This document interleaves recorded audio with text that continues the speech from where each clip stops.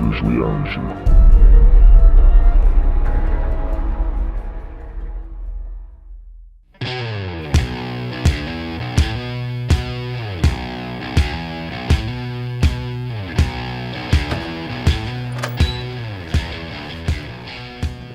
Bonjour les jeunes, vous êtes au cours de rattrapage sciences 11e année. Je suis votre prof Mathieu Legault. Et aujourd'hui, on apprend la molle.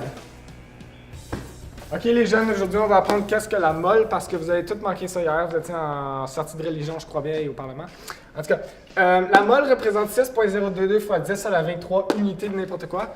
Comme représenté là-bas, je vais vous montrer ça tout de suite.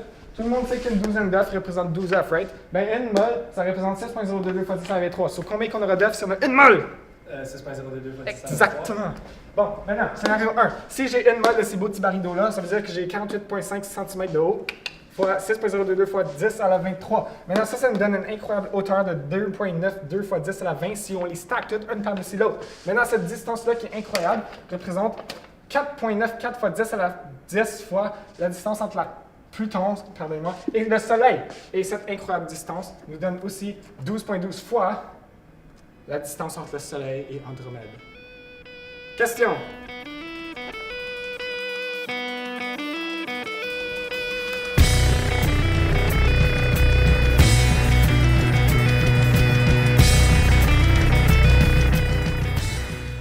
Ah, nice, nice. Ah, cool ça. Regarde ça. C'est quoi ça? Il y a une valise. On se voit? Yeah, sure, why not?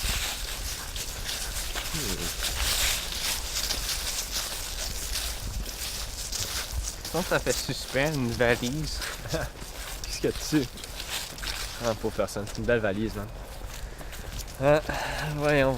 Il y a un Walkman dessus. Il manque quelque chose dessus. Bonjour, je veux jouer à un jeu. Jamais je n'ai vu d'humain si détestable. Répondez à cette question correctement et peut-être vous pourrez devenir un peu plus admirable.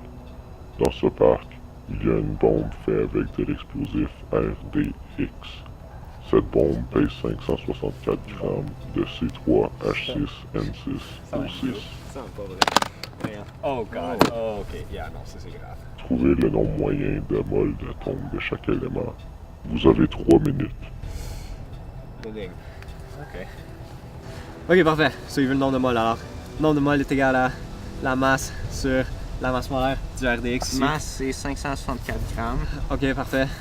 Puis la masse molaire, ce serait Ok, alors c'est 3 carbones qui te donnent 36,03. ok, 36,03 grammes par mol. Continue. L'hydrogène, ce serait x6, donc Yes. 6,06. Ouais, sure. L'azote, 14,01 x 6, ça donnerait 84,6. Oui. Puis l'oxygène, 16 x 6, ça donnerait 96. Ok, parfait. Donc on additionne tout ensemble, Ah, 222,15. ok, parfait. Pour l'RDX, ça? Ouais. Ok, pour l'RDX. Ok, alors le nombre de moles va être égal à 564 sur 222, de 15 grammes par mol qui va devenir en mol. Parfait. Alors ça donne quelque chose comme 2,64. 2,54. 2,54. Ok, parfait. Ok, on a 2,54 moles. Alors, dans l'RDX, on a dit C3. Alors, dans une mole d'RDX, on va avoir 3 moles de carbone et ainsi de suite pour l'azote, le carbone et l'hydrogène. Alors, ça va être 3 fois carbone. Carbone, ça serait 7,62. Parfait. Puis ensuite, le reste, les 3 autres. Oui. 15,24. Ok, parfait. Puis ensuite, on met la moyenne de ça. Alors, 15,24 x 3 plus 7,62 qui donne 13,335. Donc ça, c'est la réponse. Ok, parfait. Ah. Ok, c'est ça le code. Vas-y, 15,335.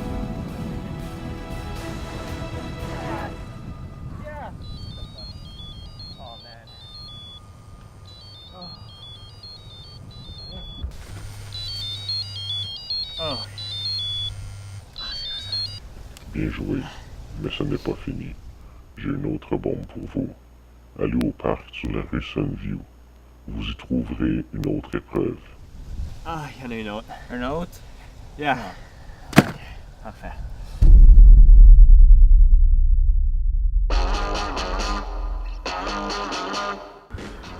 Hey, ce gars-là, il est vraiment pas correct avec ses bombes, ses problèmes de molle.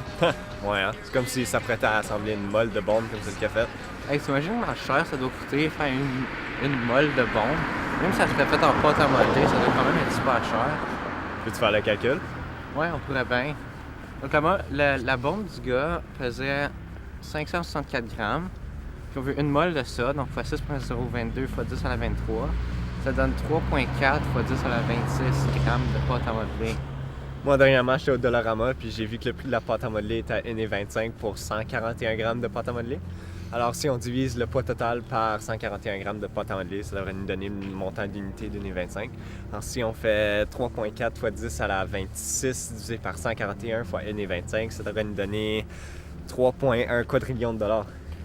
Wow, ça c'est beaucoup. Mhm. Puis le coût de la vie moyen au Canada, c'est 71 288 $ par année.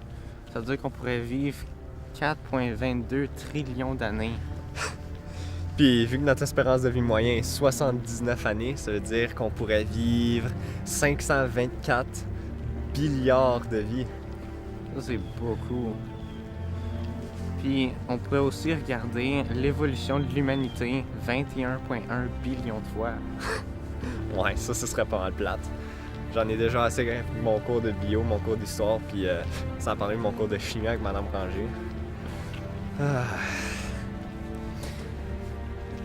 Bon, Non, où la bombe, là? ouais, hein? C'est quoi ça, l'affaire bleue, sans table? On va aller voir ça. C'est ça? Peut-être. C'est exactement ça. Ah. Oh, il y a À toi l'honneur. Merci beaucoup. Bonjour, voici votre énigme. Vous aurez 8 minutes pour la résoudre. Vous voyez la crèche d'eau pure qui se trouve à vos côtés. J'ai extrait une quantité mesurée d'eau du contenant. Le poids de l'eau pure est maintenant de 12,77960166 kg. Si la masse volumique de l'eau pure est de 1 kg par litre, combien d'atomes est-ce que j'ai enlevé du contenant? Gardez toujours 10 chiffres significatifs dans vos données. La réponse sera un numéro de téléphone. Appelez le numéro quand vous aurez fini. Dépêchez-vous. Ok, on va prendre la masse finale qui est de 2,77960166 kg, puis on va faire ça fois 1000 pour avoir le poids en grammes. So 12 779,60166 grammes. Puis ensuite, on va prendre le volume initial. Qui est 18,9 litres. Puis on sait que la masse volumique, c'est 1 kg par litre. Puis c'est un rapport 1 pour 1, donc ça donnerait 18,9 kg. Si on convertit ça en grammes, ça donnerait 18 900 grammes. Ok, parfait. Puis ensuite, on sait que si on prend la masse initiale que tu viens de dire, puis on la soustrait par la masse finale, ça devrait nous donner la masse enlevée. Alors, la masse enlevée, ça devrait nous donner... Ça donne 6120,398342 grammes. Ok, parfait. Alors, on va sortir la formule. La masse est égale au nombre de moles fois la masse molaire.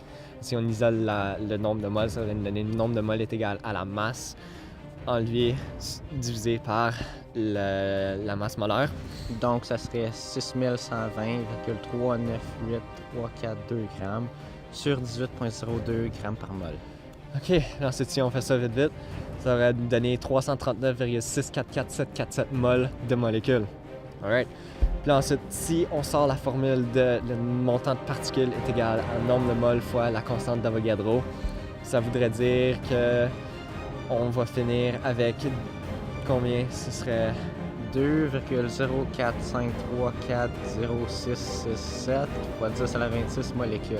OK, si on vient à la conclusion qu'il y a 3 atomes par molécule dans les molécules d'eau, ça veut dire qu'on va finir avec le calcul de 2,045340667 fois 10 à la 26 fois 3 atomes par molécule.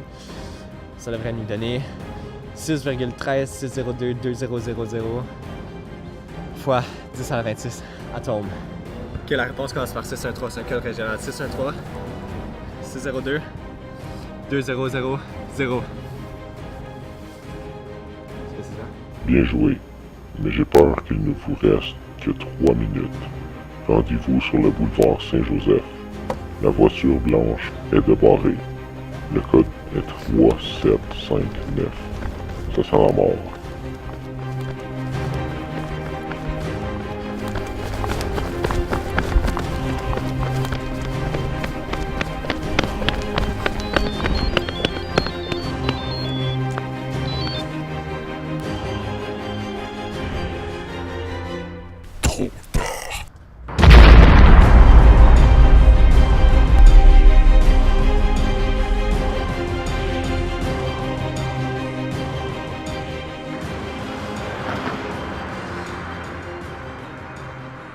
Wow!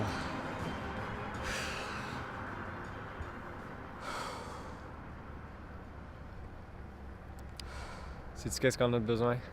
Qu'est-ce qu'on a besoin? Du shawarma. Des shawarma. Alright, let's